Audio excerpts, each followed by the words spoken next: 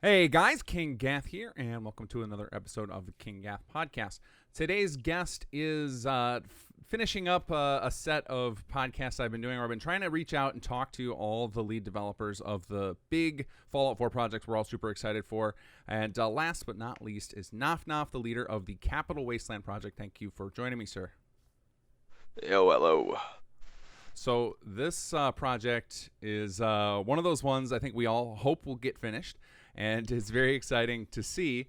But how did you get started with something like this? Because it's a pretty big undertaking to rebuild a game in a new engine. Oh, mate, I just fell into it.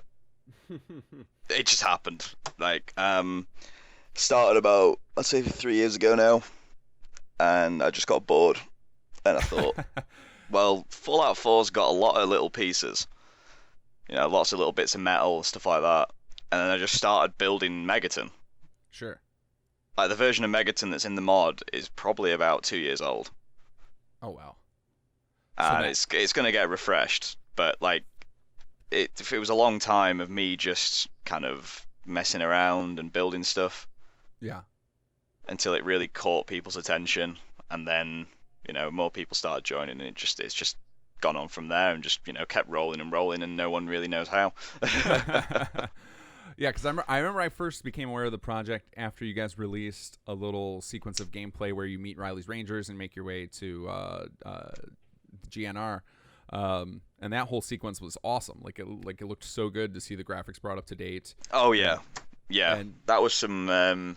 We actually did plan to do a demo of that section, the whole the Metro section up to GNR, fighting with the Brotherhood of Steel, killing Behemoth. We did plan on doing a nice big demo section of that before Bethesda changed informed us of their decision with the audio.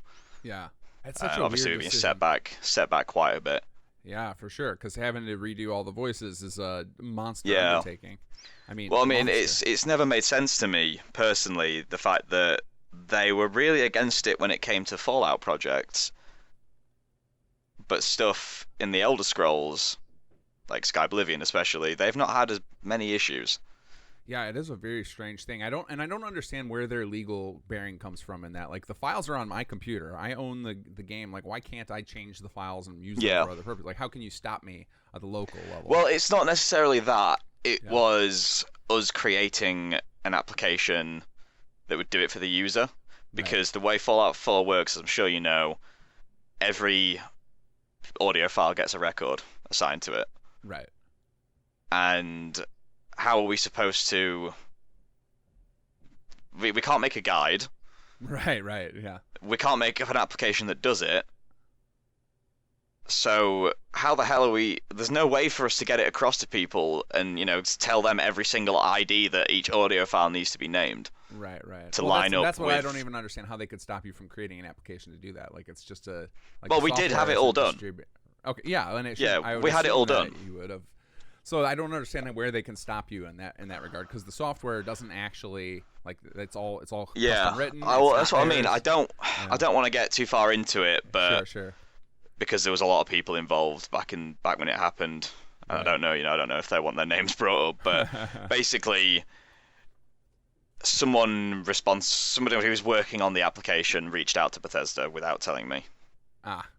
So you were originally planning on going with the ask for forgiveness, not for permission. And then, Yep. Yeah, that's the way I prefer. Because I've even seen better. people who work. I've seen people who work for various companies say that that's the best method, because normally it's not a bigger threat. Right. In reality. Right, because if they Fallout wanted to, 3 if is they like 10 years decided- old. Right, and if they decided to remake it, the vast majority of people are going to go to Bethesda's version, not the free version. Oh, yeah. Right. Like, Exactly. Only us hardcore mod. Like, I think there's often a thing in the modding community where a lot of players and even mod authors overestimate our bearing, like our strength. Like, it's like we are a very tiny minority of the player base. Oh yes. So I would think that there's not real competition. If in fact, if anything, it would just be a boon to their market. It's free marketing for them, because that would end up in all the big gaming news sites would be all about that. So I don't see them rejecting it if you didn't ask for permission. But yeah, I just talked to Metamoth about New Vegas about the same thing, and it was just like, It's like it's hard to understand what the logic is where they would have any legal grounds to stop us from doing something like that. But like me and Beta did talk about it quite a lot, and we could never fully pin it down. Yeah. Like we could never get out the grey area.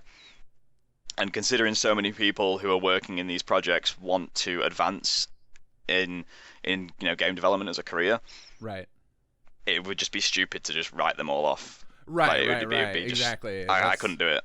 Yeah, I get it. It's like, and it's also like since somebody from the company asked us not to, it's kind of like, all right, well, we obviously respect your games, we respect your work, we don't want to mess with you like that. Exactly. So it's like a professional. And I mean, at this point. I can say this now as well. At the time, there was another thing that really affected us is that obviously Noctium. Yeah. It's public knowledge now that he's in the Creation Club. Right. And is he still working on Capital Wasteland? Yes. Okay. He's the He's the VA director. Got it. Yeah. So having him, so he definitely doesn't want to be involved in a project that decides to give a finger to what's effectively his boss. I'm not going to say that. I'm not going to say anything that he said, but it did weigh on the decision in the end. Sure.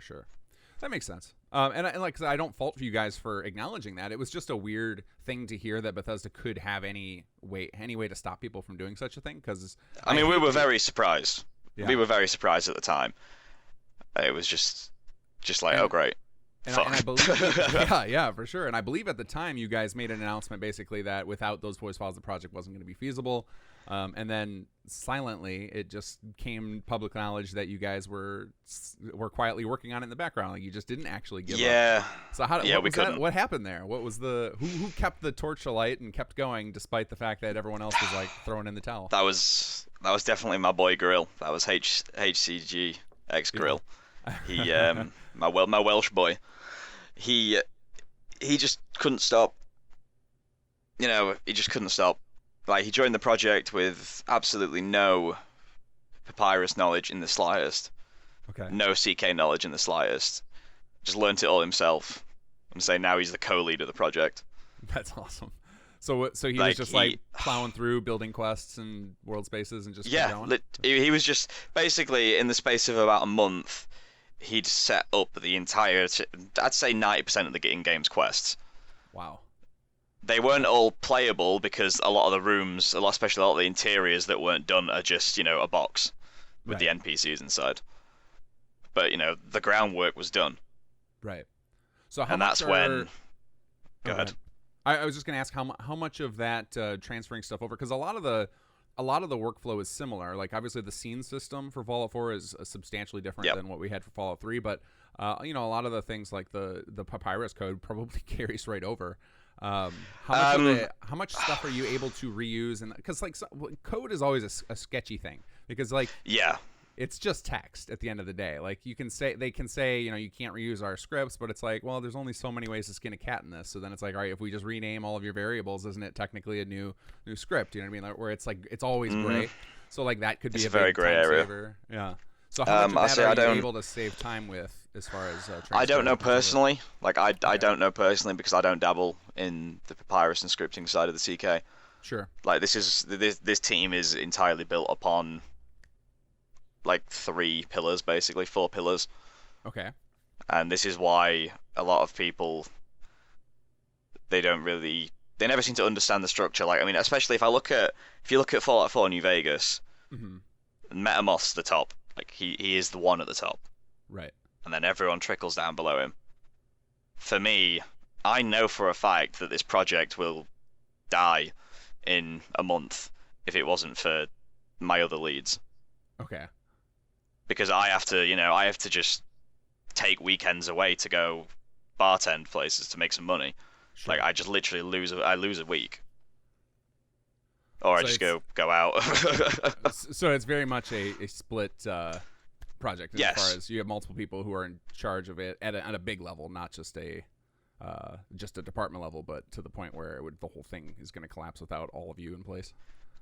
Yeah, basically. Because I say there's a lot of stuff I knew and know about terrain design that no one else has come to me and had that same skill.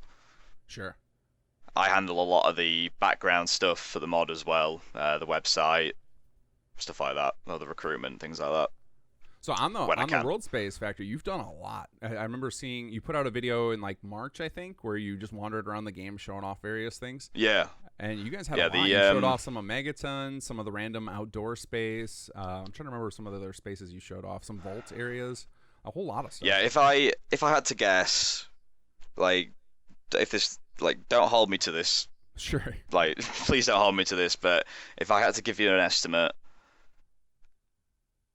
I'd say the actual Wasteland itself, including the downtown areas, is probably about 50% done. Nice. That's very cool. We're currently aiming to get the lower half of DC done like soon. Oh, awesome. So is your plan to do a full rebuild of Fallout 3, or are you just doing like certain key things? As I say, the plan right now is to try and get the lower section of DC done, and that'll literally you'll be able to play the entire main quest. Gotcha. Okay. Because, I mean, everyone knows Many a True Nerd and his very famous video. So basically, he highlighted very interestingly that the entire main story basically happens in the lower half of the map. Right. So you made my job a lot easier. Right. So you're focusing on going through the main quest, Yep. and the key, probably the big set pieces we want to see: Rivet City, Megaton, things like, and the Purifier, things like that. But you're not doing. Yeah. Is the plan, if it goes well, maybe you'll do the full map, or is that never? You guys are not even trying to think about that.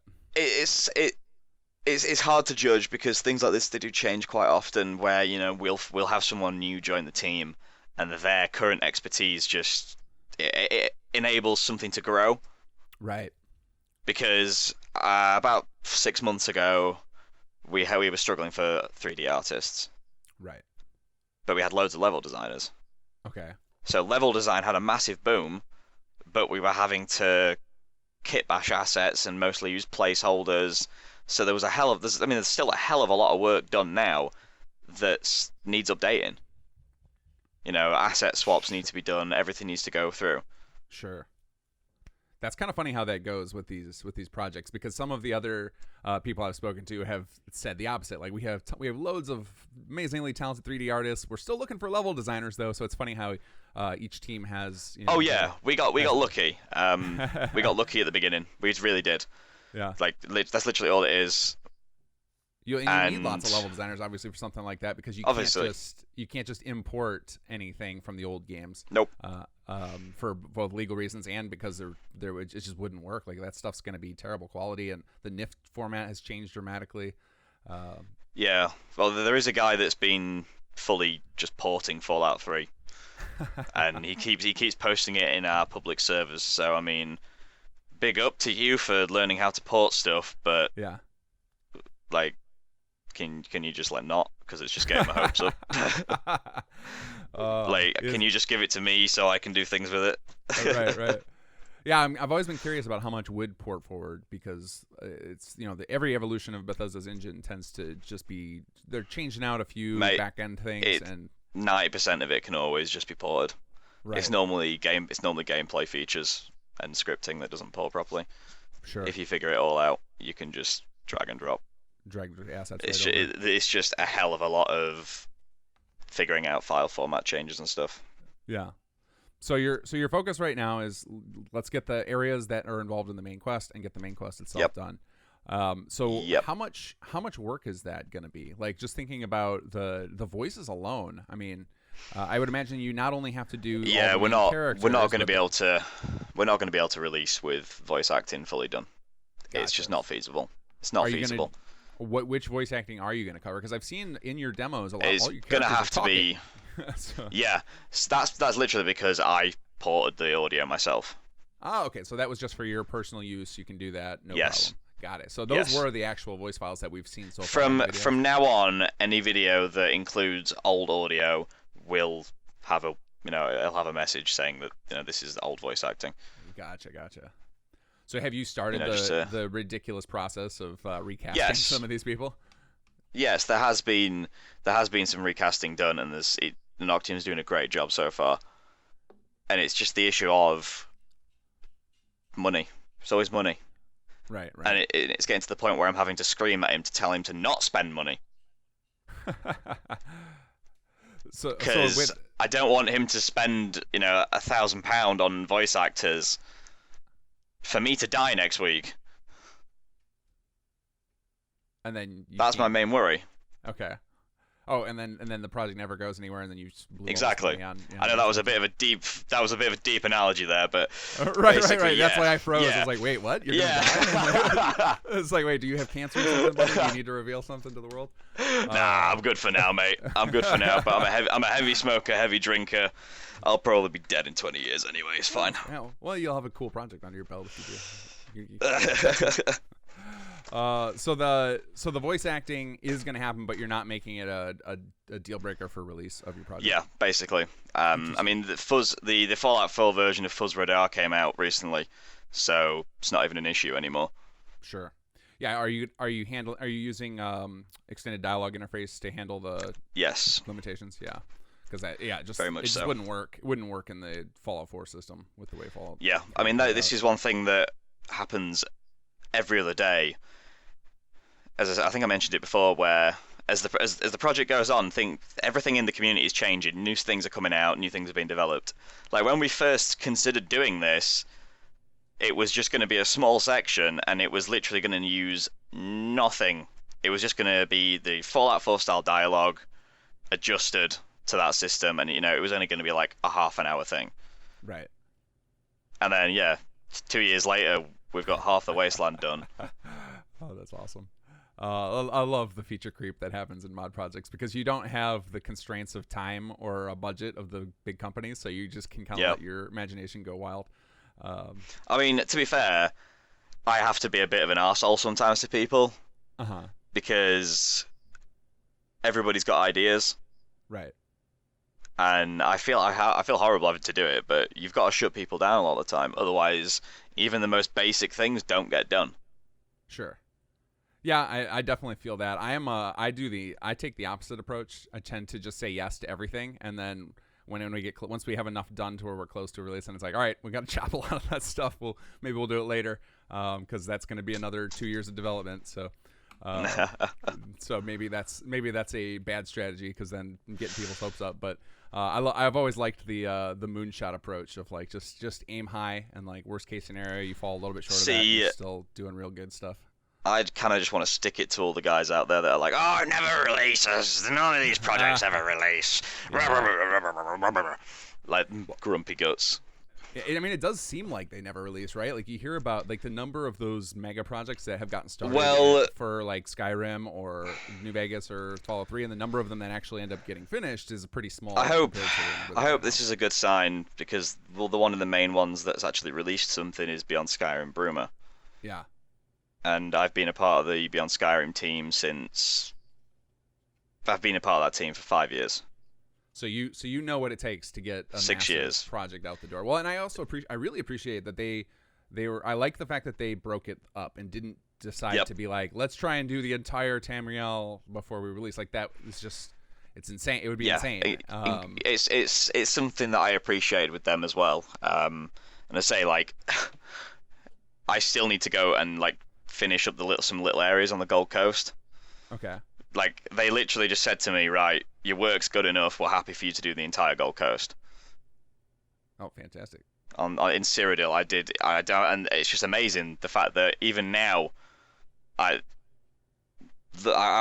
just get a message every now and again. Oh yeah, we just need this bit done.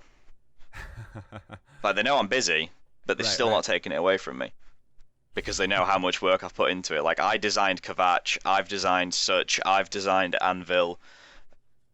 And worked with the lead level designer to basically just make the Gold Coast feel Mediterranean as fuck. So that's still a passion project you're happy to be a part of, even though you've got so much going on. Oh yes, that's awesome. I love going back onto the Discord and just like watching and just looking at all the amazing shit they've been doing. Yeah, it's a pretty impressive project and exciting to see that one, that some of them are actually making progress. And like I got the same feel of excitement when Project Brazil finally came out. It was like, oh my god, I thought that was for sure. Oh yeah, I forgot about that. like 7 years that thing was going on. And like Yeah, every I time, worked on that as well. oh man. You got your Yeah, hands I on did level everything. design for that. Yeah. And then like recently we've seen big updates from Skywind and Skyblivion. So it's like it's cool to see that the projects are still kicking and they're still throwing out updates, trying to get people hyped up. Yeah, this is the thing. Well, this is the thing. Like, we're not getting paid for this. This is in our free time. And I'm not gonna lie to everybody out there who's not used the Creation Kit, which is the editing tool for Fallout and the Elder Scrolls. Like, trust.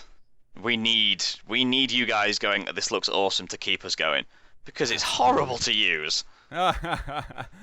Yeah, every time I have to open up the alias screen and the on the quest thing, I want to poke my eyes out because it takes so like long. opening a full world space is just hell on earth. Yeah. Like, if you've not got layers set up, it's awful. Yeah, thank God for layers. Good old Fallout 4 up in the ante in the Creation Kit. I think they just needed that to make sure they could actually build the game. Yeah, because it's just impossible to run otherwise, especially because in the CK you're effectively running unoptimized because you don't have pre-combines or previs. No culling. Everything is just loaded, so it's brutal. Everything's right there, slap down, and then your computer cries and blue screens. Right, so if anybody out there wants to feel what it would be like to turn off all of the options in game, all of the optimizations, just go load the CK and try and go to your favorite zone and watch the load times. Yeah, I've got a pretty decent PC, and sometimes Boston just crashes the CK before it even loads. Yeah. It's not. I'm curious what kind of dev machines they must rock at Bethesda to build these games. Well, I know they must have got them. They're probably just like Intel machines that are overclocked to crap, considering they can still only use like 2 cores. Oh, it's a frustrating tool in that regard, especially the speed and the crashing. But it's very powerful, and it's, as you mentioned, you said your boy was able to just learn all that stuff on his own and keep running with the building. It's actually fairly intuitive. Like once you get past a couple of early learning hurdles, it's like, oh, this actually it all kind of clicks, it makes sense. So it's I'm I've had issues. I've had issues going back to Unreal. Oh right, with like the scope and like how convoluted everything can be. Yeah, I've been on this for so long. I've been on the creation engine for so long now.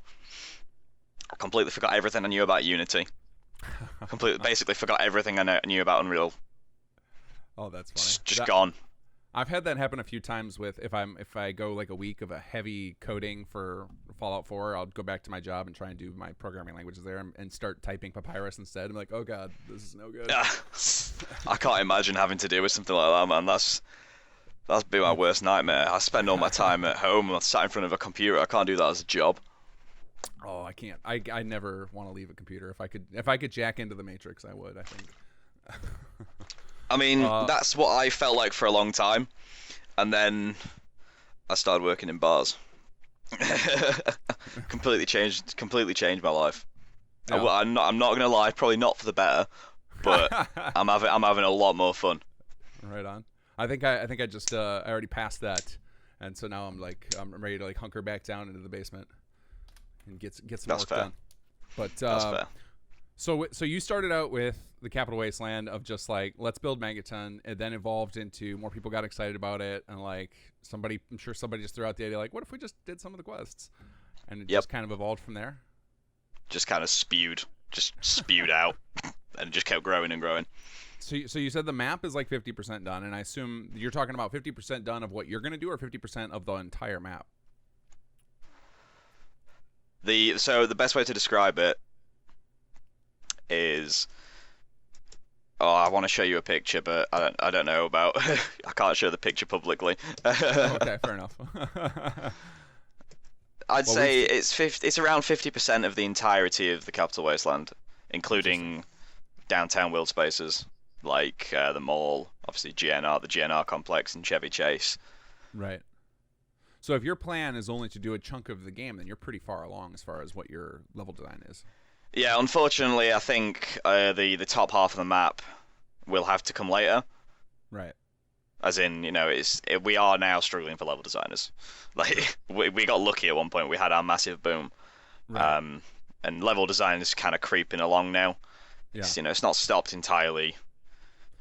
Well, I mean, I think But this is one of the things why, like, we appreciate things like Bruma getting released independently. Is that's yeah, such a great recruitment tool to be like, release this, let players play through some of it, and then some of those players will be so inspired to be like, okay, I need to have the full thing. I will help. yep, Like, let's do this. yeah, So that'll be. 100%. I mean, playing through the Fallout 3 quest again with some of Fallout 4's mechanics is going to feel really cool because there's so many nostalgia feels to come out of that. yeah. It's something that gets me every time I go back and play Fallout 3. Like I have been playing Fallout 3 again recently, just as like an unwind at the end of the night game, and just keeps growing on me more and more every time I play it. Just Yeah, wandering through the Wasteland, it just grows on me, and I'm playing it completely vanilla. Oh wow! Just to make sure you're getting yourself Yeah. in the feel for what you're building. I mean, it's my air quotes research. Sure. So are there what are the major changes you're going to have to make here? Because I know like the gameplay systems. So Fallout 4 brought a lot of improvements to just the Yep. general feel of the game. Not necessarily like I know a lot of people are bummed about the lack of the skill systems or.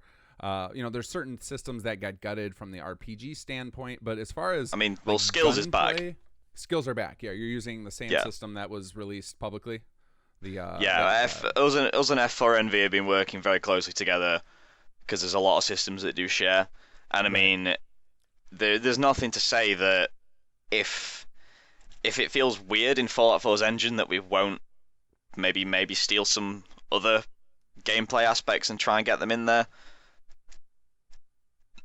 But we're gonna try and get base Fallout 3 going. That's Sure. that's the goal right now. So are you gonna try? But I mean, as far as like gunplay, like that's one of the biggest, obviously, improvements that Fallout 4. Are you gonna just embrace that? Yeah. And just acknowledge that. Yeah, we have to. Yeah, some of the skills won't match up perfectly, and it'll make the game quite a bit easier. But at the same time, then there are also AI improvements, and you have different damage scaling, so you can kind of, so that it'll kind of be a wash in that regard.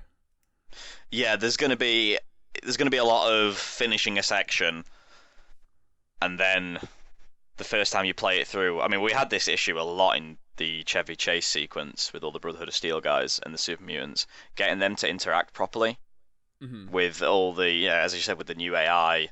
Like they don't react the same.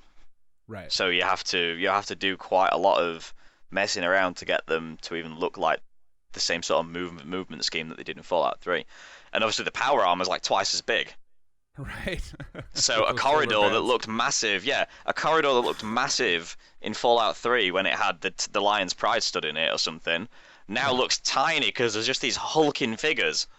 I mean, it feels epic Yeah. watching the Brotherhood of Steel. Like, we have the key bridge sequence at the end of the game with Liberty Prime. We had that done quite a while ago, just because we wanted to see it. Sure. And the Brotherhood guys fighting the Enclave with Liberty Prime and everything in Fallout 4. Like, we haven't even got all the vertibirds flying over and stuff like that yet, but it's still cool. That's It awesome. feels like so much more visceral, Right. Oh yeah. because like the guys are just like stood there losing bits of power armor and like fighting Right. properly instead of just going ah and falling over. Yeah, the power armor destruction stuff is so cool looking. Like such an awesome Yeah, and improvement. there was so much power armor in Fallout 3. So yeah. much power armor. Yeah. Like What the was it? NPCs, like Right, yeah, a lot of people rocking it. I don't remember at what point, because one of the big complaints I think people had with Fallout 4 was that you get power armor so early it makes it seem less special than it did in the earlier Fallout. At what point? I don't remember. It's been so long since I played Fallout 3. At what point do you get power armor in Fallout 3? Is it gated pretty far down like it was in the original? it's Fallout about back halfway. then? It's about I'd say halfway. it's about halfway through the game. Right. If you're playing at a normal pace, you get it after first encountering the Enclave at Project Purity. Sure. So it's not This that is- far. And you can do that pretty quickly. Like I mean, people have figured out once you Yeah, play if through a couple, you know the route. if you were to just like walk out of Vault 101, you could go Uh-huh. straight to Smith and Casey's garage, jump inside Tranquility Lane, and so you've just skipped out going to GNR, you've skipped out going to Rivet City, like you've skipped out a good half of the game, Right. and So you it's- just go and find your dad. Right. So you could theoretically get power armor pretty quickly in Fallout 3 as well. So That's interesting. But I do agree. I do agree with the general premise that the way they delivered power armor does make it feel a little less special in Fallout 4. But when you see how much effort they put into the system, you can see why they wanted to spotlight it in the main part of the game. Like the customization system is amazing. The fact that the pieces fly off is just awesome looking. So you can see why they wanted to put it in front and center. Yeah, I can completely understand that. Yeah. But I'm glad they did it as far as the improvements. I definitely appreciate mods that basically strip down the dozens of sets of power armor that are all over the place for you to just snag no problem. But because it was cool in the older Fallout games to be like, that was like such a huge moment when you finally get access to power armor yourself, because it felt like something you would never have. But man, the improvements they made to that system, to the gunplay, it's pretty monstrous what that does to the game. Oh yeah, I mean, this is one thing I have thought about recently as well, is that just the general layouts of a lot of Fallout 3's interiors, they're quite open and quite wide, because shooting was just, terrible. Like, It was awful. Yeah, they didn't have a cover system. Yeah, as you've said, now, the NPCs can take cover and do all this other stuff. But then you got to think, well, how far can we go to improve the gameplay, but then we start losing the look that is Fallout 3. Right. So I think one of the things that was really striking about Fallout 3 visually was that filter they put over the top. I think that green hue almost gave a tie-in, like it almost naturally tied everything together with little effort. Little thing on that. Most of the green tint's actually on the textures. Oh, really? So it's not on the screen. I always assumed it was just like a visual filter over your screen. So it's actually there is a small tint in all the weathers that make them slightly green. Okay. But most of it's actually in the textures. Oof. So what is your? So you're not gonna try and capture that? No, we're not. Yeah. No, I think it was just daft. Like, it's not gonna be as colourful as Fallout 4, obviously. Right. But it's not gonna be green everywhere. Sure. Yeah, but I think that was one of the ways where you could probably, if you had that, you could probably get away with changing a lot of world spaces without people recognizing the changes. At least outside of the major, like you could, if you change anything in Megaton, people will know. But some of the random area, like for example, I couldn't tell you if you dropped me into the game in any of the downtown DC areas, aside from maybe the area where like the big monuments are, I probably couldn't tell you which section I'm in. Like, it all looks the same.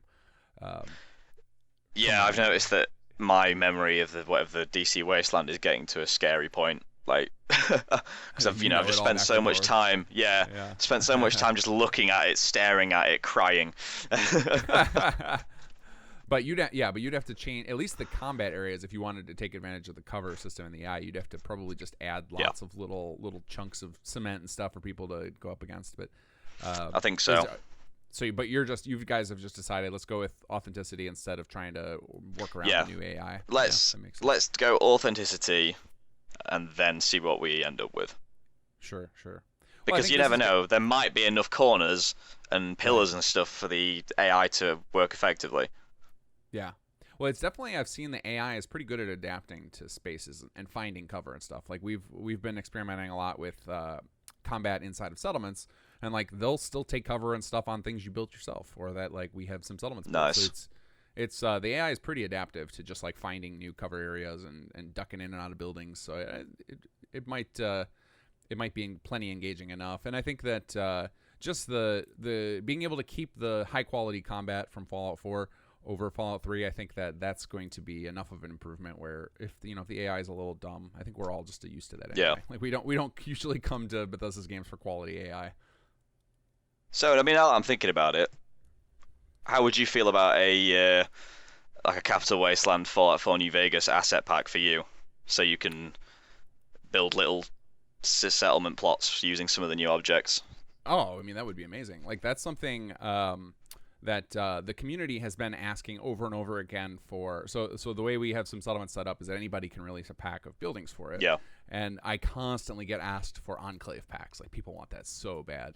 And so I know you guys, between the two of your teams, you have boatloads of stuff like that. Yeah. So that would be like the community would go bonkers for stuff like that. But I guess that's a nice segue into a question I always have to ask everybody on these projects is, are you going to try and adapt things like the settlement system into the Capital Wasteland. Like the code is already Not really. there. It can be transcribed easily. So you're not planning on saying like taking a section and being like this can be a settlement.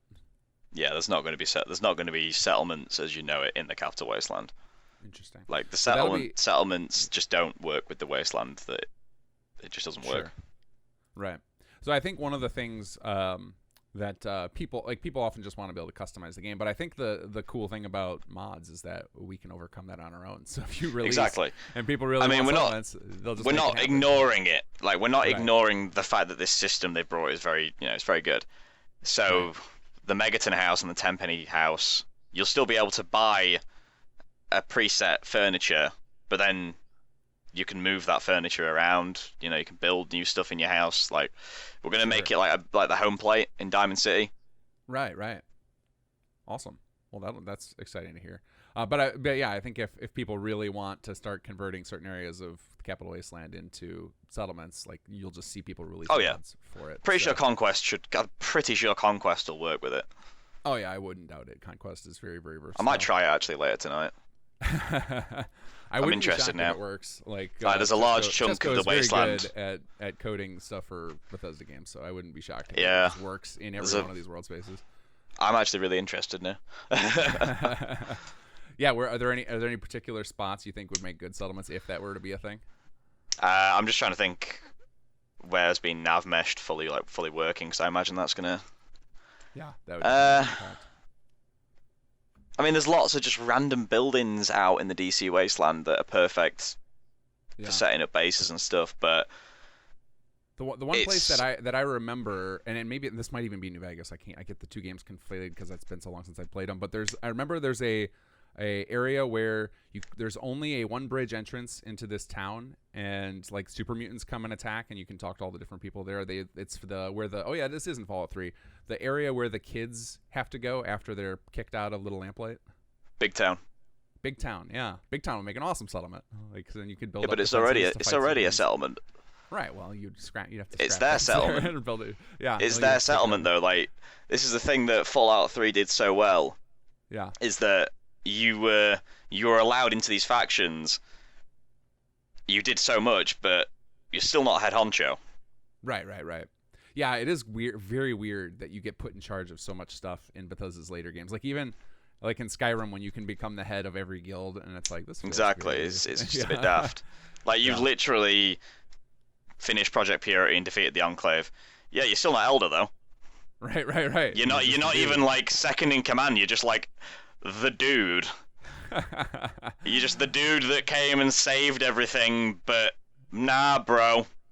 Right, you're good with a gun. It leave. doesn't mean you know how to lead a group of I don't know what you'd call them. Yep.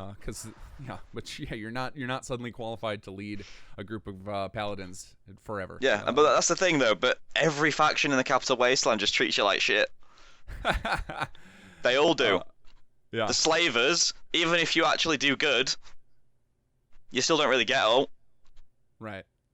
The raiders are insane. Yeah. Like actually mad compared to the Fallout 4 ones. The Fallout 4 raiders are tame in comparison. Sure. Yeah, I don't know why they went that well until they got to Nuke World, then they went back to brutality with them, but and they brought in slaving and stuff. But yeah, in the vanilla game there. In fact, what's interesting I found recently is going over all the voice files for the Fallout 4 raiders is their idle lines, like the ones with them just wandering around and talking. They almost try to humanize them. Like they're talking about stuff like they'll be making comments like it's just what I have to do. It's just what I like talking to themselves, and it's like, all right, that's an interesting take on it, but totally different from the raiders in the past games. Yeah, I mean, it's something that makes me think like, was that what they were going for? Because they're trying to make Boston not seem as bad as DC. Maybe, they definitely wanted the. Did they just cock up? I'm not sure because they definitely pushed the tone of like rebuilding and like trying to bring some hope back into the Wasteland. With whereas DC is just not good. Right. Like I would say, I've been playing it. It's just you're just walking through the Wasteland, and then there's Enclave squad over there. There's a Deathclaw behind you. There's a group of raiders over there, and then there's just some mole rat just appeared in front of you. Yeah, and there's probably a Rad Scorpion as well. It's brutal and it's dreary. Like that whole green thing just makes the whole like you never come out of that in a good mood. I think when playing Fallout 3. It's the emptiness as well. Sure. Like if you walking across the wasteland, you just look out and it's just hills and rocks forever, and you're just like, oh god, like what have I just started? That kind of was probably a lot of that was hardware limitations at the time when the game was put out, but it worked well. Like it played really well. Whereas in Fallout 4, there's like constantly combat and crazy chaos going on in the distance. Yeah, you're always getting dragged. You're always getting like pulled off to the side to like, it's like, hey kids, come and have a look at this. No kids over here, over here. It's like just let me go to school, damn it. Right. Oh, I had that problem with 76 as well, with the little bit of time I gave that game. It was just like there's stuff going on everywhere, so I still haven't finished it. I don't think I'll ever finish it. Yeah, I don't think so either. I might go back and check out their big PvE update where they're adding like new quest line with NPCs and stuff. But yeah, I definitely. I mean, I played a bit of Nuclear Winter, and I was surprised by how well they got it working. Yeah. I've heard a lot of good things about that. I've never been a battle royale guy, but I know before we started, you said you were rocking some Apex. So obviously, you're into the genre. It's like what I basically right now I'm just playing Total War, Three Kingdoms, and Apex. And obviously Fallout 3. Yeah, between those games and modding, and having a life, there's not time. Like I thought a lot of people. I don't know how you have time for all that. That's a lot to me. I don't realistically. Modding is such a huge time sink. Like it takes a lot. I mean, like, you're talking about with the CK between the crashing and just the slow loading times. Like you have to commit a lot of time to pull off small things. Yeah, I normally spend whenever I open the CK, I normally spend a good 2 or 3 hours just working on the level design normally. And if I just find myself. Actually, I should be using this time to do constructive things, but instead I'm just sat here vegging. Well, we're getting the word out about Capital Wasteland, so that sounds like you need some level designers. Hopefully, we can find you some folks, because I think there's a lot of people who are really really hyped to see stuff like this, because it's the nostalgia, but it's also just like an opportunity to play through those games again. But some better graphics and some more modern gameplay. I think like everybody wants to see remakes of their old favorite games, because a lot of these games, using a phrase somebody in my Discord uses all the time, like aged like milk. Like I find it very difficult to play through some of the older Bethesda games. Like I tried to play through Oblivion a couple years ago and I just couldn't do it. It was like it just feels too clunky. And I haven't played. I agree with Fallout. So how does Fallout 3 feel to you going back through it as far as gameplay wise? Feels like I'm stood in a tub of butter, mate. Like it just you just float about. Right. That's my main issue with it. Right. And I guess everything else is fine. You really had to lean on VATS in that game. But I think that felt, for me, like when I played that, I remember it felt pretty normal, because that's just how Fallout 1 and 2 played. Like you didn't have any other option. The whole game was done through VATS. So it wasn't really like a big sacrifice. But now when you play Fallout 4 and it's all real-time combat, that feels good. Feels like your movements matter, your shots land where you expect them to. Then trying to go back is like, all right, there's something wrong here. Yeah, when I did first start playing Fallout 3 again, I couldn't hit the broadside of a barn. I couldn't hit anything. Like I was just all over the shop. And yeah, I'm getting back into it now. Like I did the Riley's Rangers quest, and there was a lot of fighting in that, and mostly super mutants, so you got to hit those dudes in the head. Right. That was a tough one, to be fair. Like I went and did that at level 9, I think, just in the armored vault suit. That was a tough quest, man. Yeah. So you guys have already set that up in Capital Wasteland. How does is it easier? Is it like way easier in Fallout 4, like because of the gunplay? I mean, you're a bit mistaken. Okay.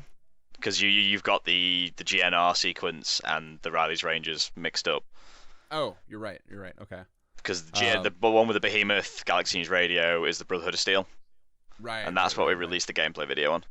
Sure. For some reason, I was sure it was the Riley's section, but you're right. Now that I'm thinking back on it. It does make me want to get the Riley's section working. It's making me think about it. Does the gameplay feel a lot easier in this so far, in what you have implemented? Sometimes it's a bit of a mix, actually. Sometimes it feels like we did notice that when we were recording the GNR sequence, we had all the super mutants, and the Brotherhood of Steel guys set up as close as we could to the original Fallout 3, but the Brotherhood of Steel were just dumping on the super mutants. just they weren't even putting up a fight. Yeah. So we had to incredibly buff the super mutants there just to get them to survive long enough for the player to even look at them. Right. So is your plan to rebalance? Are you gonna do much rebalancing in that, or just do it on a per scene basis? So like in that case, just do those specific group of super mutants. We have someone looking into balancing constantly. Like he's always talking about it and looking at things. Like we have got some stuff implemented, mostly around the power armor systems. Right. Trying to get that to balance out a little bit. And especially because we've got extra new sets of power armor like the Hellfire and the XO2 and the Tesla variant. Right. We've also got some of the custom skins from those mods already that are going in. We're going to try and like implement them, like the Cryo XO2. Oh, interesting. There's no reason to not implement that somewhere. No, I think more options the better. So with the, I guess what's interesting though is that you would assume that the NPCs are already balanced roughly correctly for the gameplay of Fallout 4, but maybe the lack of the cover, like the fact that the environments aren't designed for it, makes the AI just feel dumber. Exactly. And worse. So the environments weren't designed for the new AI, and consider that we're adding entirely new armor and guns. Yeah. Yeah, we're creating new NPCs. So we're literally starting from scratch. I saw centaurs. You guys have got them. Did you have those? Are those rigged up to the to the rad Mirelurk. Yeah. No. Mirelurk. Okay. They're rigged up to a Mirelurk hunter, I think. Okay. Funny when we first got on working on that skeleton because they ran so fast it was terrifying. They were so fast. Yeah. They were so fast. Like you couldn't outrun them. Terrifying in general, but yeah, making them super fast, that's creepy. Then you want to give them like a tackle attack or something to really push them over. They run at you and headbutt you. They run at you, headbutt you with the tongs flopping about, and then they'll like scuttle back and just go and just spit on you. Oh, those are such a creepy enemy type. Like I was playing around in the mod the other day out by the Citadel, and I watched the Brotherhood of Steel guy with an assault rifle just get dunked on. Like the centaur was just running, it was just running around circles around him, just going, spitting at him. I never thought about the Mirelurk Hunter does have a similar body type. It was always it's actually incredibly close. Yeah, that's good because rigging up new behavior files is damn near impossible with the tools we have. So making entirely new creatures is pretty challenging, especially. Now that we're talking about creatures, I definitely need to find some of the other stuff that's been worked on, and I'll send you the pictures so you can show them. Oh, awesome! Yeah, I'd love to show pictures. I think people want to see more of this. Recently, the Deathclaw has been remade. Oh, that's awesome. By Dogtooth CG. So that is one of the ones where you really want to see some balance changes for the sake of matching the gameplay, because the Deathclaws they feel so weak in Fallout 4 and I think part of that is because you just wreck them right at the beginning of the game, so then it's like, oh, they're not scary. Prepare yourselves. Like this is a very cool these Deathclaws are, they're not the same as the Boston Deathclaws. These boys are sleek. They're fast. Longer claws, more swipe. Like these things are gonna be scary again. That's awesome. Because that was. I don't care if you're in Hellfire armor. You should still be scared of a Deathclaw. I agree. That was one of the coolest parts about the Fallout games, with the knowing that no matter what where the area was, you stumble across a Deathclaw and you're like, oh damn, and like you actually change your tactics. I think in Fallout 4 I see one and it's like, all right, I guess I better throw a grenade first. It's like it doesn't change the way you approach the combat much. You're just gonna unload a bunch of bullets into the thing. And then maybe you do some circle strafing and find a rock to get it stuck on, and that's about it. I mean, while we're still on creatures, there's more. I said we've had the Ghouls remade recently by Fried Turkey, and they're insane. Are you keeping the new? Because I actually really liked the new AI and like the way they attack. And Oh I yes. thought that was really good. Well, this is the thing. We're finding a lot of this is that the old creature designs with Fallout 4 mechanics are just so scary. Oh yeah. So like the look of the I remember. Didn't the Fallout 3 Ghouls stuff get released to public? Like that's already a mod people can download right now, right? Yeah, Fried Turkey's already released out on the Nexus, and the ghouls are just these skeletal flesh, like torn flesh, like burnt, and I don't know. They just don't look. The Fallout 4 ones just look too like asbestos. They just look like walking asbestos. Yeah, it's almost like they're just like a lump of charred flesh and like. Yeah, there's no like actual interesting stuff to them. And there's the one last thing I want to find is something that the Fried Turkey made, and it was based off of the concept art for the Fallout 4 centaur that never got made. Interesting. It's tasty. There's so much cool stuff in the Fallout 4 concept art book that didn't happen or didn't get made quite the same way. I really appreciate when people take the time to make those into real things. Like I know the Rizzler's been doing that with a lot of the weapons he found in there. We're getting to see a lot of the. I've seen a lot of people start releasing versions of the characters. Like I actually took somebody did Sturgis's, and I made that my player character model for my Let's Play. It's really fun to see people do that stuff. Yeah, that's pretty cool. Oh god, here it is. I found it. This thing is just. Oh boy. Just looking at it now is kind of creeping me out. Yeah, the centaur. I mean, the centaurs were really creepy. That was actually a one I'm excited to see come back again, because even though they weren't, I don't remember them being particularly difficult or anything. Once you figure out once you're high enough level to be near them and stuff. But oh Jesus, yeah, I need to remember to show this stuff with the podcast so that people can get. That thing. The Fallout 4 thing is terrifying. There's no way for us to rig it though. We did try. Right. We did try, and it's quite funny because the arms just don't work at all. It's just. You almost need to just like let them ragdoll, so they're just flopping around up there. Getting Havoc working on it's quite hard. Sure. Yeah, the new creature stuff is always a challenge, especially because the tools for that were never given out publicly, and I think that has to do with with Havoc. That stuff was like that was hidden behind the paywall. Like Havoc was always like there was a free version for most people that covered basic physics, and then if you wanted like cloth physics and certain character stuff, you had to pay for this big expensive license. Oh, there's a hell of a lot of stuff that is behind a paywall that obviously we don't get. Yeah, there's a lot of stuff. Pre-Force does actually work, just not very well. The Pre-Force for the merges and stuff. Yeah, for merging scripting, and I mean the merging overall is it's like treading on glass. Right.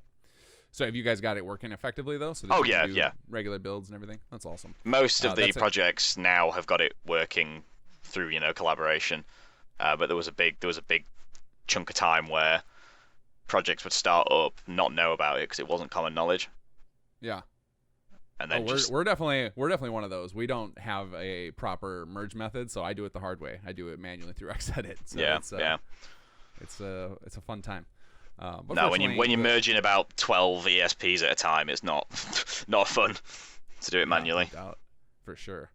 That's definitely one of those workflows that's on my agenda to learn. So it's glad to know that people have solved it in the community, so I have people I can ask for help on that. Yeah. Because you could definitely see the necessity of it when you get to projects of the scale of yours. Like if you want to actually have make reasonable progress on level design, like you can't really be passing around an ESP. Like that's not exactly. Everyone needs to be able to work at any time. Right, absolutely. So you've been doing primarily level design. Do you get your hands involved in any other aspects of it? As I said earlier, me personally. I mean, I've only ever really been a level designer when it comes to modding. So that's what I did on Beyond Skyrim. That's what I did on Project Brazil. That's what I did on a couple of projects that never saw the light of day. That's always a motivator though. Like those failed projects. Like I've been involved with some of those in past games as well. and like it like very much teaches you what not to do. You learn, Oh, you yeah. learn the red flags and like the signs of like what's about to go wrong, and so you can kind of dodge it. So like hearing that you've been involved in those is actually, to me, is a positive thing, because that means that you know the hell that it is to lose work, and you're not going to let that happen to yourself. There's one of the projects. It was a great team, as in like there was a lot of talent, but we were all just useless at the time. Like it was I remember Apollo Down, T3 Endo, Tony Cubed, load of people just got together to try and make a small quest mod for Skyrim based around Manamarco. Okay. And it was a great idea, but we spent too much time memeing and just being idiots. So nobody took the lead to make it a real thing. No, nobody ever put enough effort in to push other people, so we just ended up sitting in Facebook chats and just talking shit. Oh, that's funny how that goes. So you're I mean, outside of your untimely death, we're gonna see Capital Wasteland come to be, at least in the form of we'll play through the main quest. So how much Hopefully. I know you said Anoctium is working on voice stuff. Yep. Now you said that's not a requirement for you to release. Are you going to, let's say you had half a dozen characters voiced, would you release with those voiced, or are you going to do an all or nothing, like release without voices and then a patch someday later, here's all the voices? Like, what's your plan? We'll probably just release with what we have at the time. Sure. So there'll be a mix of silent characters and some that have the full voice treatment. I'm hoping Vault 101 and Megaton will be voiced in time, that people can get a taste of it right out of the bat. So there's a couple of characters. There's the characters dotted all over that have been voiced, unfortunately, because when you actually find a voice actor who has the time to sink in for roles, you just got to get them done. Right, absolutely. Well, and especially when you're trying to I guess I don't know how much are you guys worried about trying to get people that sound similar, or are you just looking like this person's voice would fit this face and that's good enough? Yeah, it's basically that. Like, main characters we're trying to get as close as possible, but side characters is just, that fits. I can see that. Because, I mean, a lot of the faces are changing so much from the old the old system, so why not? Yeah, absolutely. And yeah, it's like, if the face is already gone, what else is there actually holding that character? Because none of these characters ever get their visuals described in game. Right. So it's literally only the main characters, because people will have strong memories of how those characters sounded. Yeah. And like I think you could get away with changing every character but Three Dog for me. That's the only one where without his voice, I'm gonna be like, that's like everybody else's though. I don't think I remember their voices well enough. Like, let me see if I can find something for you. Your father, because that was what's his name? Taken. What's his Liam Neeson? So obviously, like, that's a strong one. That's a pretty tough one to replace. Although there are really, really good impersonators of most of the big actors. Yes. Out there, so. What are you finding for me here? I'm trying. Someone posted their Three Dog a while ago that we were going to use. Somebody sent that to me as well. I think somebody sent me a sample. I think it was Wanamingo sent it to me. It was like a voice clip, or maybe Kobus. Somebody sent me a voice clip of a really might be Kobus. Yeah, a really impressive Three Dog impersonator that's out there. So that's not out of the question either of getting somebody like that. But to me, that's the one voice where I would be like, I would recognize as missing, because that was one of my favorite parts Bethesda brought to the Fallout franchise. Was the radio DJ commenting on what you're doing just really added so much to the immersion level, and it also made wandering through that bleak wasteland less lonely. Like, if you can kick on that radio definitely when you're getting real dreary, and be like, all right, well, at least somebody's having a good time in the background. I'm trying to put this file in Discord, and it's just not having it. Oh, that's right. I think I know exactly what you're talking about. I'm pretty sure Kobus or somebody else sent that to me not too long ago, because we were having a discussion about Three Dog. About the fact that I had actually reached out to Eric, the voice actor, about doing some stuff for mods, and he basically just doesn't want to do anything unless he gets permission from Bethesda. And obviously, we know from other things that Bethesda's not into giving permission for anything. So, nope. So that wasn't really a realistic thing. But the fact that there is a decent impersonator out there is pretty cool. Are there so you're gonna probably be able to get people similar sounding for the major characters, but all the side characters, it's not really worth the headache. Yeah, I mean, it's just something that's going to be a pain though, because obviously everyone's got their own opinions. Oh, absolutely. You'll never satisfy. You know, there's going to be some people that'll think, yeah, that face fits that voice, and then there'll be somebody like, nope. Right. Big problem for us as well. Sorry, I keep interrupting you, man. No, I told you I could talk. I told you I could talk. No. Sometimes the interruption is just because there's a slight delay in Discord, and we can't see each other's faces, so we have no cues about when the other person's trying to talk. It's always the challenge of doing these online. So, and I also am guilty of talking too much, and I like to just keep things flowing. So I'll interrupt as well unintentionally. All good. But anyway, so the voice stuff, you said it was a challenge for you guys as well with the faces. So do you guys even have internally sometimes where an Octane will be like, I got this voice, and some of you are like, ugh. Yeah, it happens. It does happen. Yeah. It's not happened that much. Get around it. No, it's, as I said, it's people's opinions. And the big issue that I was going to say before is that majority of the team leads are English and like British. Ah, okay. Sure. So we haven't, in a lot of smaller projects, people just turn to their friends and family normally to voice stuff. Okay. Normally because American or Canadian or something like that. You can get away with it. It makes sense. Right. But I can't go and get my mate from down the road to voice this because it sounds like this, innit? I got some. Oh mate, I need some water. Well, I think we have the opposite problem with Skyrim modding. Of like, there does seem to be a lot of people from the UK doing Skyrim modding, and maybe it's because you guys can just knock out the Breton voices without issue. If you're from the south, maybe. Sure. Southern England, maybe. But the more northern you get, it's interesting. Yeah. Gets interesting. But yeah, I can see that for sure. I don't know how much. Like, I don't know if we've been using people's friends or family, but I really don't know. I don't get myself too heavily involved in the voice acting side of things. I just try and let people out there like Cobus and Inactium who are really connected and pros at it to just handle that. It's like, all right, trust you, go nuts. That's very interesting. And it sounds like you're doing that in a big way with this, because like you said, your team is very divided, or you have a lot of very important leads where it's each person's very compartmentalized and in charge of what they're doing. So you probably have a lot of that where you're just like, that's outside of my wheelhouse. You take care of it. That is literally the case, but it's a thing of that it means that no one person's ever doing too much work for themselves. Sure. So no one person. I say the most that someone has on him is Grill, because he does the merging, and he's the scripting lead. But there's nothing else. Sure. It's a lot. It's a hell of a lot. Yeah. But he has the time. Sure. I don't. Fair. I've got the time to run the website, right, and handle the exterior level design. Well, it sounds like you've got a lot of that done, so that's awesome to hear. But I think what I saw in your March video, and I don't know how much I'm sure tons has been done since then. But a lot of it, you as you were wandering through, you like kept pointing out things and you're like, that hasn't been optimized yet. There's still a ton of work to do over here.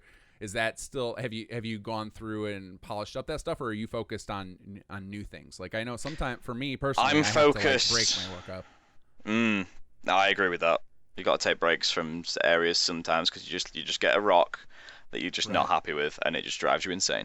You get that one thing that you just, yeah, it happens.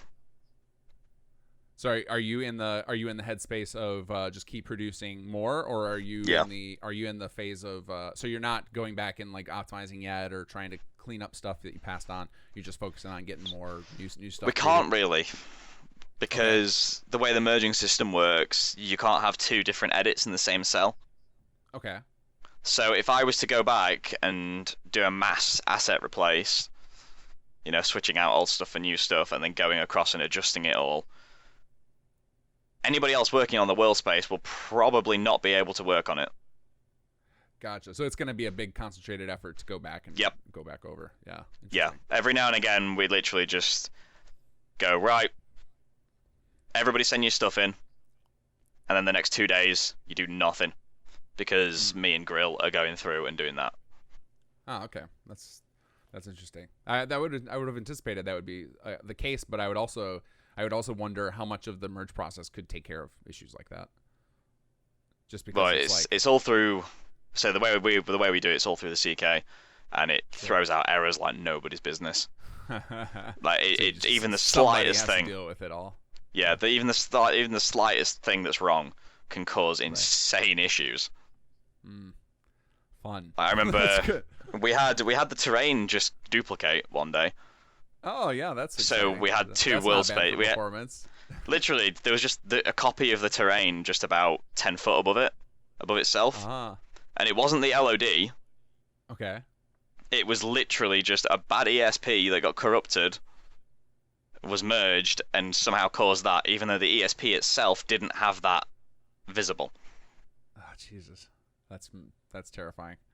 That's like there's been things that have got corrupted where I have to when I used to do the merging, I remember one time I had to literally go through Fallout 4 edit and just remove a cell at a time, and then try merging to try and figure out which cell was corrupted. Oh jeez. There was about 60 cells edited in that ESP. The lengths we go for some of these projects, but once you get to a certain depth of it, you're willing to do it because like I'm not letting this thing die. Like I actually have an ESP for one of our expansions where if you save the file without creating a new form, it zeroes the whole ESP out. So like every once in a while I'd forget, zero it out, and I'm like, damn it, I just have to roll back to the last version. That's funny. Oh, it's yeah, it's just such weird, strange anomalies. Yeah, I get why it would happen though. Like this, one of the things that I'm always impressed with Bethesda stuff is how modularized everything is. So like everything can interact with everything else, and like one of the downsides of that is that it leads to a lot of potential for wonky bugs because I'm sure there are a lot of workflows that Bethesda does where they. What tends to happen in internal software, because that's actually what I do for a living, is design internal software for people. Okay. And a lot of the times what happens is the staff learns about a problem, and then rather than telling the developers how to fix it, they just learn to work around it, and then eventually the developers forget about it, and then so like then it remains in the software forever. So there's probably like some it doesn't of these surprise issues. me. Like for example, one of the problems I have in the CK all the time is if you load up the objectives tab on a quest after you've changed an alias, like you can crash the CK every time. And I'm sure like Bethesda employees just know that happens, so they don't do that, and so no one's bothered to fix it. So there's probably a lot of stuff like that. I'd love to get like a handbook from the developers. I would like a day to just sit down with one of their devs, just like let me shadow you. I just want to watch what you do. In the CK. I would. Yeah, literally that. Like that's something I'd be so interested in. Oh man, that would be an awesome program. If they want to, instead of Creation Club just hiring a few people, like why not bring in all of us to learn some more? Like there's a lot of passionate people out there who would generate a lot more cool mod content if we had a little insight. Well, yeah, this is what I mean. Like one of the main reasons why. Actually, I don't know if this is probably a bad thing, but one of the main reasons why this project's still going is just like we're just so depressed in Bethesda. Like we're just like. Oh, excuse me. We're just like we've got nothing to look forward to, so why not? Right. Yeah. We're not gonna get another good game for a while. Right. Yeah. We have no idea when Starfield's coming, or if that'll even be a good game. And then we know, based on the timeline of their game development cycles, that Elder Scrolls 6 is probably 5 years plus away. So yeah, it's a long time, and I mean, I'm still hopeful that once we get modding and private servers for 76, that something can be done fun with that game. Because I'm not like outright against the multiplayer idea, but I want to see it more like Skyrim together, like the little. I think the Atom Shop will be a massive issue for 76 because I agree. Like the way they've done the Atom Shop, by the looks of it, is nothing like how they did the Creation Club. Sure. The Atom Store is in the game. Right. So what is stopping modders from just unlocking all that stuff? Right. Yeah, I think that's why they haven't released modding yet. I think they need to make sure, and I think it'll have a huge negative impact on their sales once they open up modding to the game. So it might be one of those things where like they said we're committed to getting modding in, and then modding might either be severely nerfed in what we can actually accomplish, or it might get delayed like until the game is, you know, basically on its deathbed anyway. So it'll be interesting to see which way they go with that. But I do like the idea of having built-in server technology into the creation engine and being able to do stuff in one of their games where we can instantly have multiplayer available, especially now that from the people I know who are playing it, it's relatively stable now compared to how it was at launch, so that it's not as horribly frustrating. Because I remember some of those weeks at the launch where it was just like, oh, this is unplayable. I'm not doing this. I don't have time for this. It was unplayable. Like, I mean, I played the beta on the Xbox because it launched early on my original Xbox One. Oh, I've never experienced something so bad. I was ridiculous. I was trying to do a Let's Play series of it, and one of the weeks I just was like, no episode, I couldn't connect long enough to play. Like, it was like it was so frustrating. I was like, after an hour, I was like, I got stuff to do. Like, I don't have unlimited time to wait for your servers.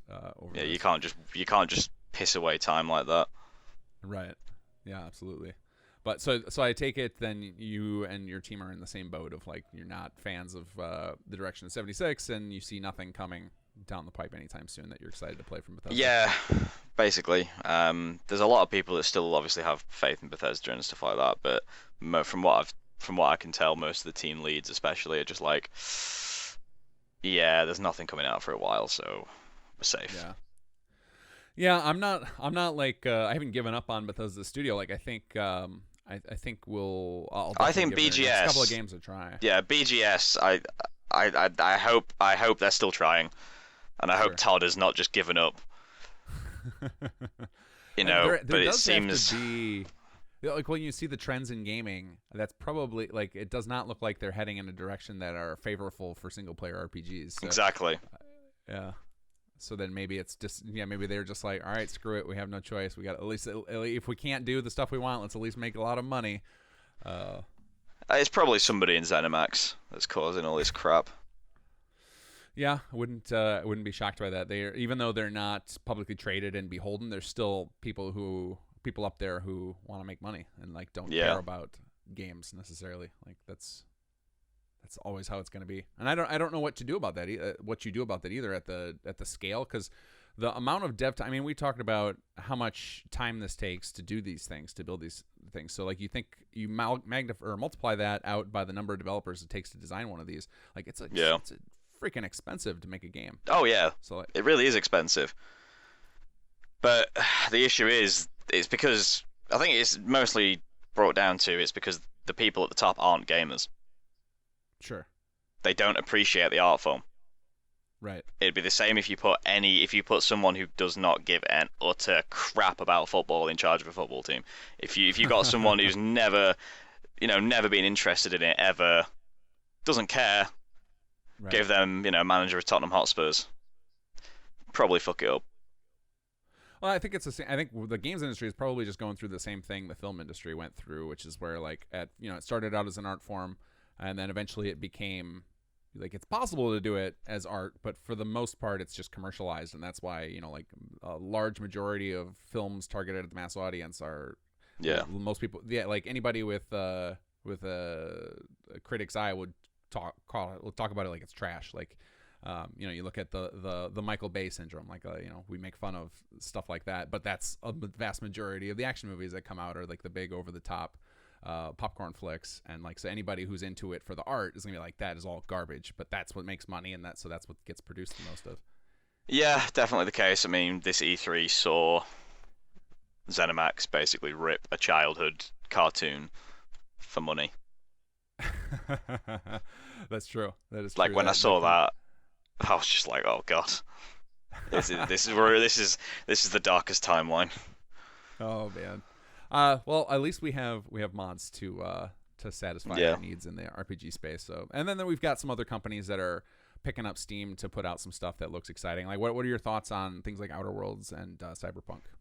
I got really excited for Outer Worlds, and then I've started seeing more and more gameplay, and I don't think it's going to be anything hot. I think it's one of those things where they got us too overhyped by dropping from the creators of Fallout in the trailer. 100%. Obsidian. I don't think Obsidian can deliver. Interesting. They used to be able to. Sure.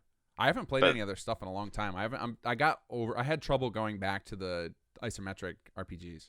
Like, well, that's the thing. 3D games. They're great at that sort of stuff. Mm-hmm.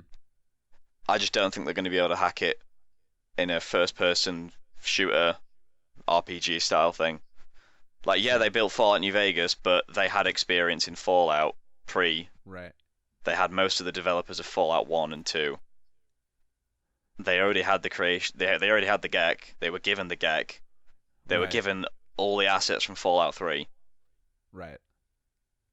Yeah, so they effectively were building a giant mod for Fallout 3. Yeah. Yeah. Basically. Like, they incorporated mods. They incorporated iron sights and all this other stuff. Like, people seem to forget that Obsidian did the exact same stuff that Bethesda do.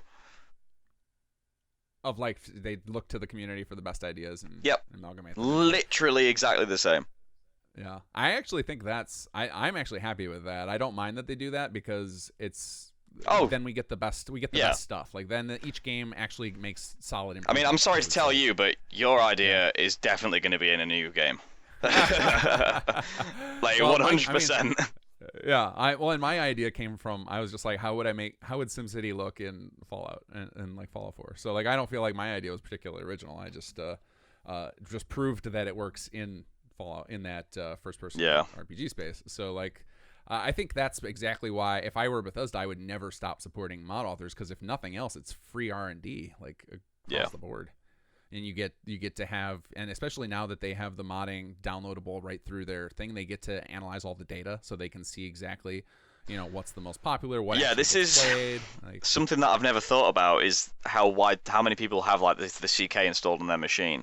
And obviously it's not a huge amount, but that's still a good market share when it comes to an engine that's only used for, like, one game. Right. That's not bad. No. That's it'll be interesting to see how much they continue to support it. Like, I feel like Skyrim and Fallout 4 were their test waters, because, like, the mods, if you look on their website, is kind of stashed in the corner. Like, it's not like a big front and center thing, but it also kind of competes with their monetization of microtransactions. Exactly. So things like creation. That's why I think it's hidden away. That's why I think it's hidden away. It also probably causes it's probably expensive for them to do that. Like, it probably causes a lot of support. Like, think about, I mean, how many of the mods? So I know you guys, there's a bunch of stuff that's gonna go into Capital Wasteland that has been released independently. Do you guys support that stuff as a team? Like, if, like, somebody, or is it just kind of like each individual author puts it out individual? It's the author's choice. This is how it works with any asset that's used in the Capital Wasteland or is made for the Capital Wasteland. It's all down to the asset creator. Got it.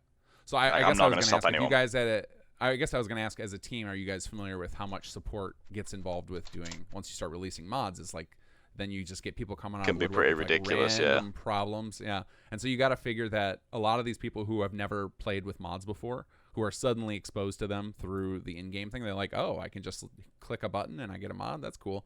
Like, those people would probably first go to Bethesda, not to the creators with the problem. So, like, I'd imagine also, not only are mods tacking into their attempts to get money with microtransactions, but they're also costing them a lot of customer support money.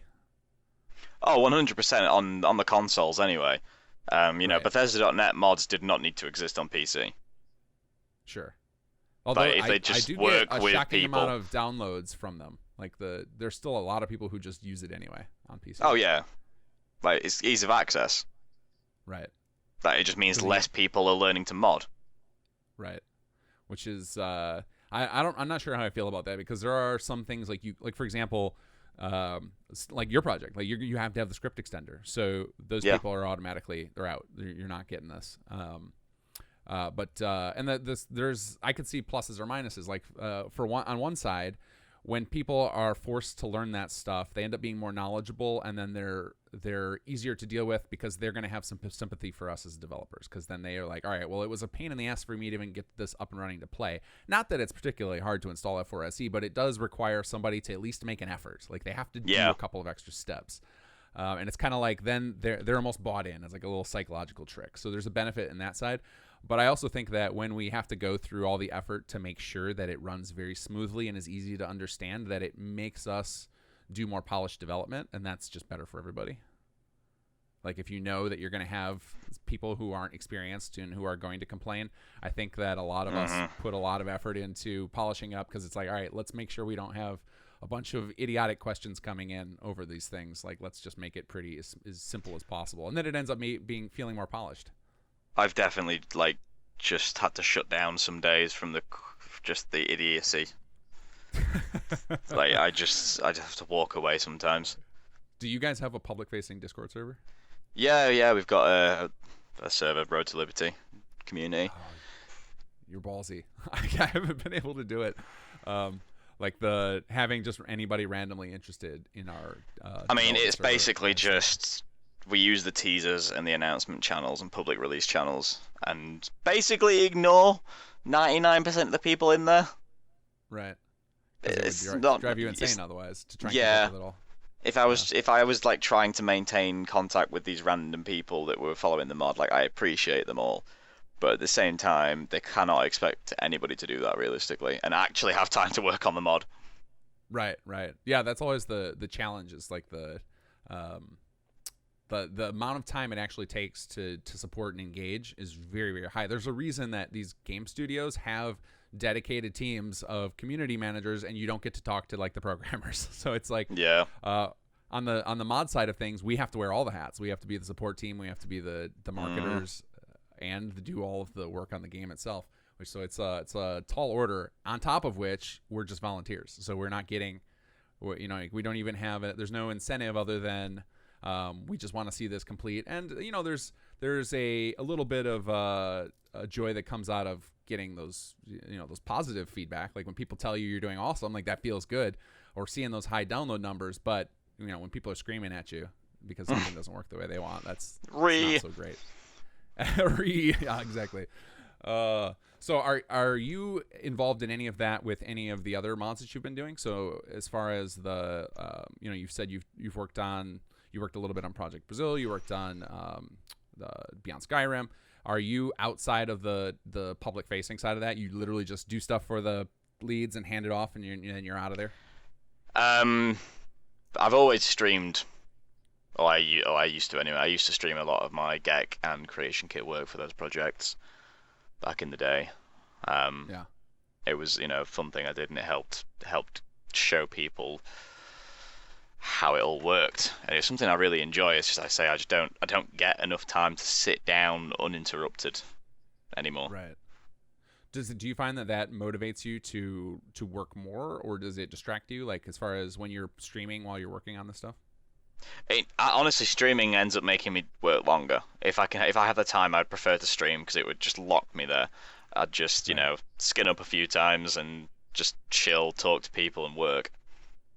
It probably makes it harder for you to because once in a while, if I'm like not fully in the headspace, but I know I got some stuff to do, I find myself in like the YouTube trap or something where I'm like, oh yeah, that happens. Yeah, just digging down videos is like, wait, I'm supposed to be working, and I'd imagine that gets knocked out the window if you're streaming, because then you don't want you're not going to be decking around on Twitter or Facebook if you've got an audience watching you. Exactly. On your screen. Yeah.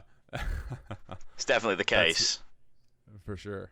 And it sounds like you've got yourself quite a lot on your plate.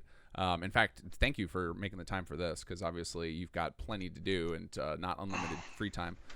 So good, man. So are you outside of Capital Wasteland? Do you have other projects that you're actively working on, or is it just when people that you've been involved with projects in the past that if they reach out to you, you're happy to help them? Yeah, I try and help everyone as much as I can. Yeah. But it's mostly just being the Capital Wasteland right now. Like these other projects don't, especially Project Brazil. I've not been needed there for 2 years. Yeah. Because the level design. Yeah. It's already done. Sure. Now, yeah, I think now they're at the point of, from what I understand, their big updates are adding more side quest content and fixing bugs and stuff. And exactly. Yeah. My main job there was done a while ago. Sure. Yeah, that's an interesting thing with modding too, is that depending on what department you're in, sometimes you can do your work and it might not come out and see the light of day for years. Yeah, that's what especially that's on monster my projects. case with Beyond Skyrim is that most of my work, well, actually no, I'd say about 90% of my work is in the unreleased areas. I only did a small section of the mountains in that got released with the Bruma expansion, Yeah. and So a couple of the how interiors. do you feel about that? Do you are you like waiting for the moment that your stuff comes out, or do you just kind of forget it? Like you were like, oh yeah, I forgot I did stuff for Project Brazil. Is that how you treat all of this stuff, or it's just kind of like you did it, you're proud of it, but you don't need to see it get released? So there was actually an exact moment like that the other day. Okay. It was in, I think there was a game. There was one of the what am I thinking about now? There was like a YouTube channel that did a documentary on Bethesda and the making of Fallout 4. I think it was around an E3, and Oh yeah. they talked about big mods, and Right. the clips that they had got showed my work on Beyond Skyrim High Rock before it became the Iliac Bay, which was about Okay. 5 years ago. Because I started there, and I was just Yeah. like, they used two shots, and both were things that I'd done. Oh, that's awesome. And I was there like, why didn't you pick anything else? This is so bad. That work was so bad. Oh, I didn't think about it from that perspective. I thought you were excited about it, but it was some No, of your I was worst just work. like, 5 years ago. I was just like, Yeah. no. Could have picked Oh, anything else. That's like the artist's curse, man. You can never be satisfied with your old stuff. Like Yeah. constantly. I've known evolving and getting better. 3D modelers that it's driven them insane. Well, I think once you're getting into the space of releasing things publicly, you just got to accept that, right? Like, all right, well, this is I know better now, but and then in 5 years, you're gonna look back at your work in Capital Wasteland and be like, that is trash. What was I thinking?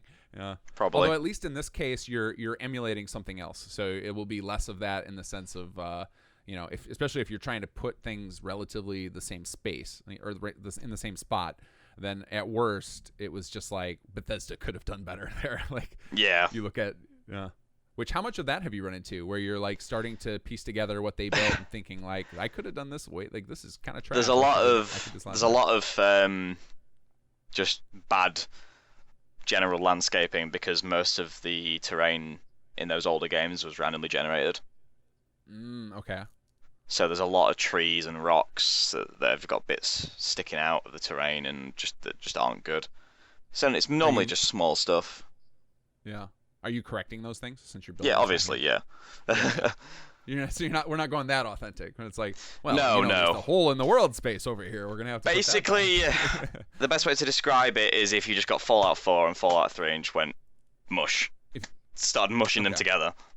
Sure. That's the best way to describe it right now.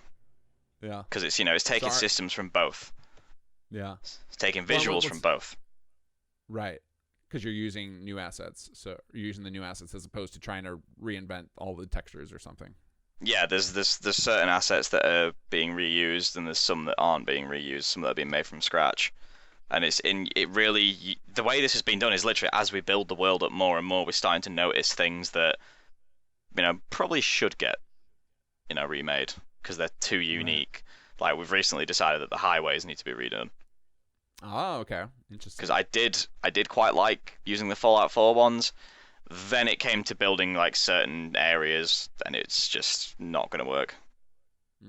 They're really impressively large in Fallout 4. Like I really love the highways in Fallout 4, but I don't remember them being that like I don't remember spending. They didn't play much of a role in Fallout 3. Right. Yeah, I don't remember spending a lot of time exploring highways like I did in Fallout 4. No, because it wasn't really a thing. Yeah. Considering, this is another thing. Considering how the world's built, we can't really. Jetpacks basically can't be a thing. Oh, interesting.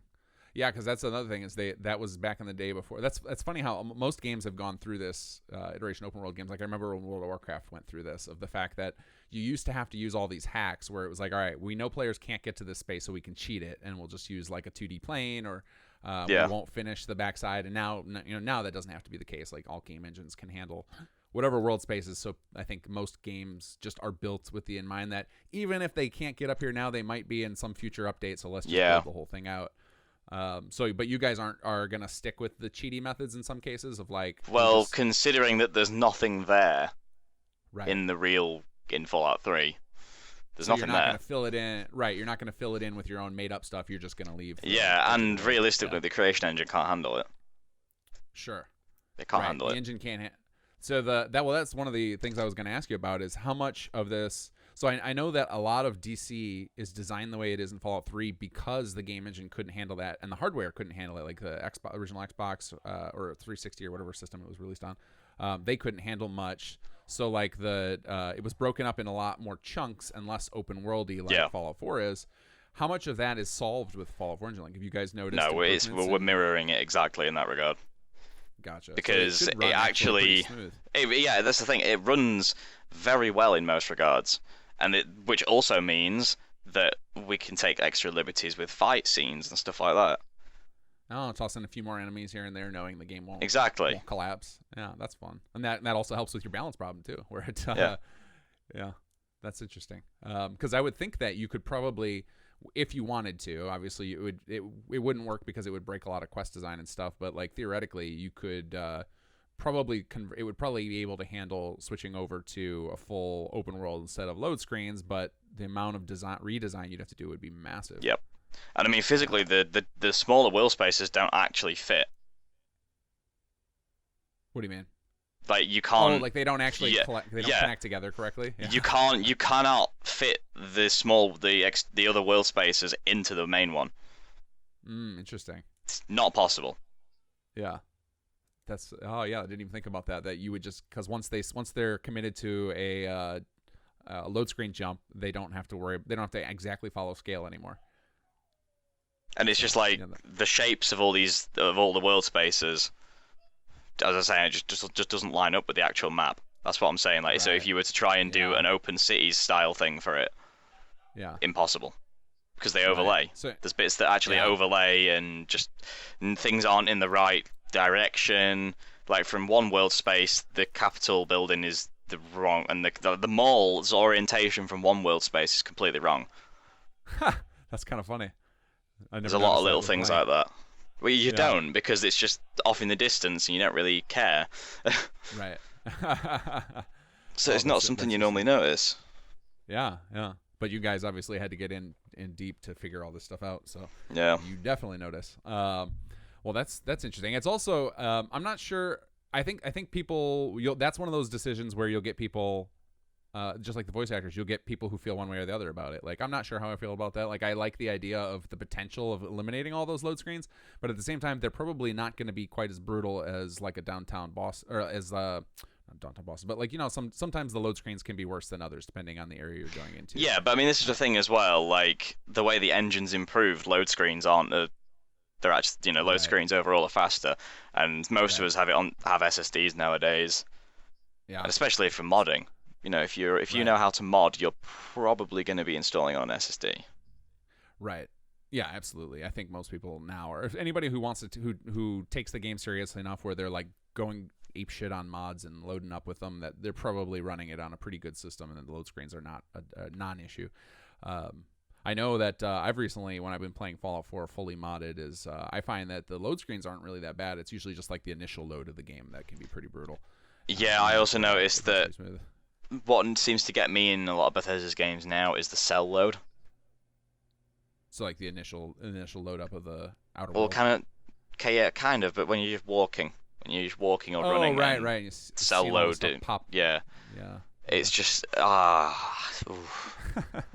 it's my biggest gripe. Like they've improved the animation system drastically. Yeah. But that is still just archaic. Right. Well, and that's why we don't have things like, vehicles, because it's like the game engine would collapse at that speed. Just would not be there. It basically collapsed in Fallout 4 when you were in the vertibirds. Like, it could barely handle that. Right. Yeah, for sure. It's I'm glad they put that in there. That was another one of those things where I was blown away by. I was like, wow, we actually get to ride in these and man the minigun. That's pretty awesome. Because that's the type of stuff you usually would. It was so sparsely used in. Like I remember I think you ride an vertibird once in Fallout 3.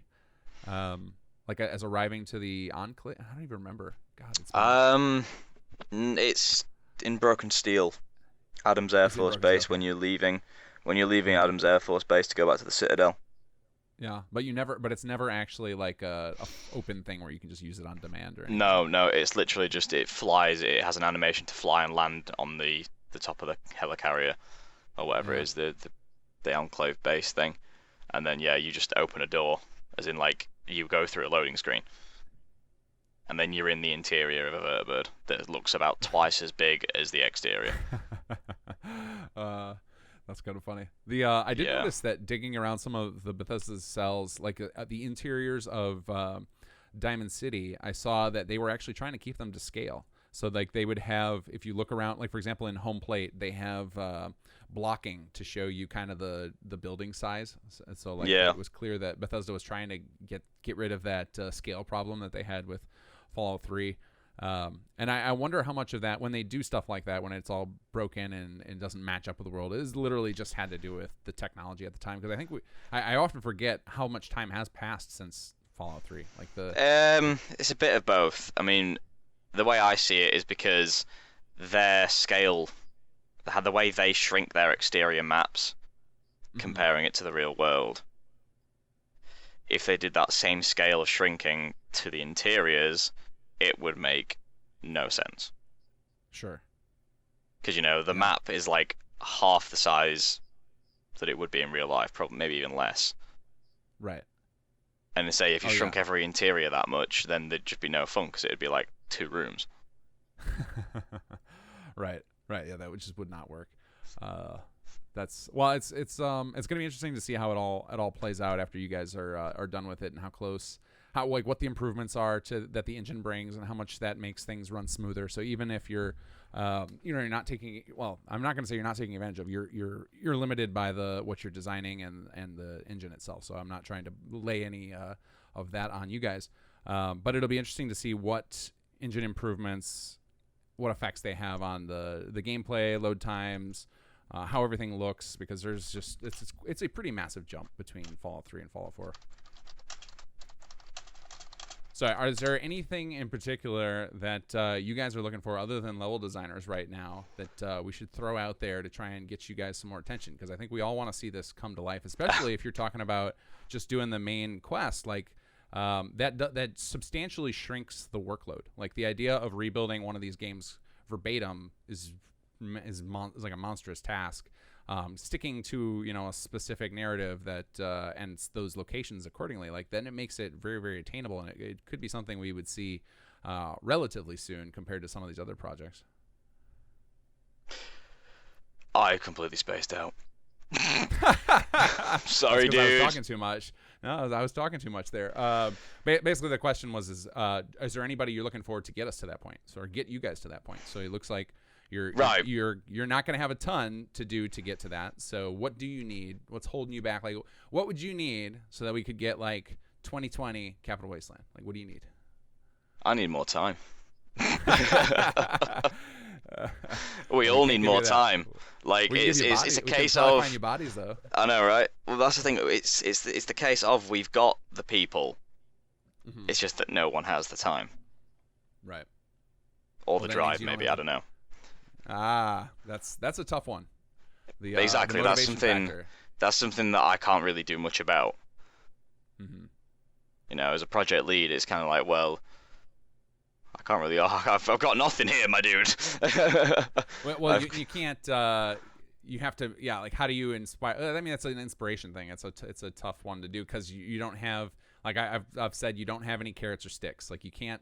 Yep. You can't fire anybody, and you can't you can't really offer much, like in the way of like if you're the whatever money you guys have got for the project, sounds like you're pumping toward trying to get some professional voice acting. So then like if you're redirecting that to try and not only that, the amount of money it would take to like pay people to do the work at a rate that would be inspiring, it's not realistic. Like that's why we're not game companies. Like it's all volunteer for a reason. This is what I mean. If I had to pay Dogtooth CG for his work on the Centaur, the Deathclaw, and some of the armors, I'd be broke.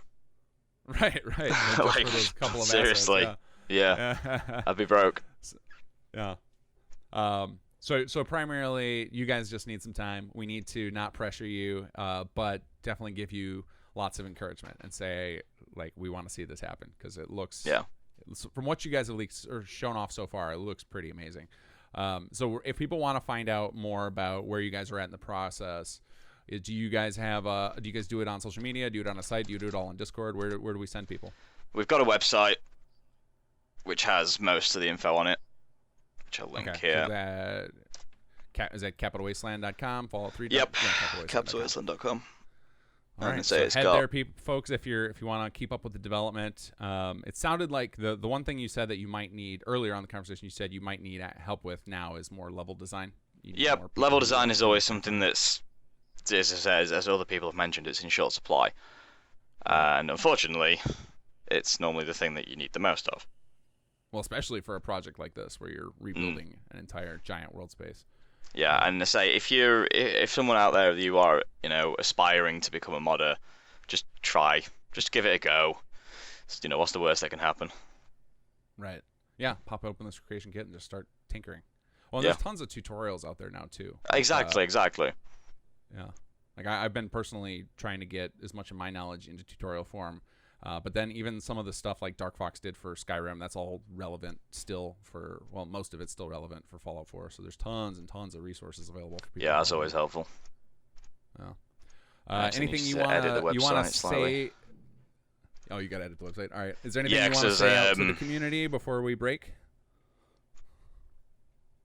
I don't know, man. Well, I can tell you're fading on me, and I know that you have very limited time, so we'll cut short here. But thank you for making some time to talk with me about this. I'm real hyped to see where you guys go with this project. Definitely want to see. I'm definitely going to be keeping an eye out for more vids and stuff you're sneak peeking. Nice. Keep me posted if the Conquest stuff works in there, because that would. Yeah, be really of course. Cool. I might try that tonight. I'm gonna say for you as well, man. I love your work. Your work's great. It's actually one of the few reasons I ever even bothered to reinstall Fallout 4. Ha! Awesome. We're hoping to deliver some cool stuff to keep people playing too. Nice. There's so much more we can do with this game engine. So much more. Can't wait to see it. Right on, man. All right. Well, nice talking with you. Awesome. Yeah. Talk to you later, dude.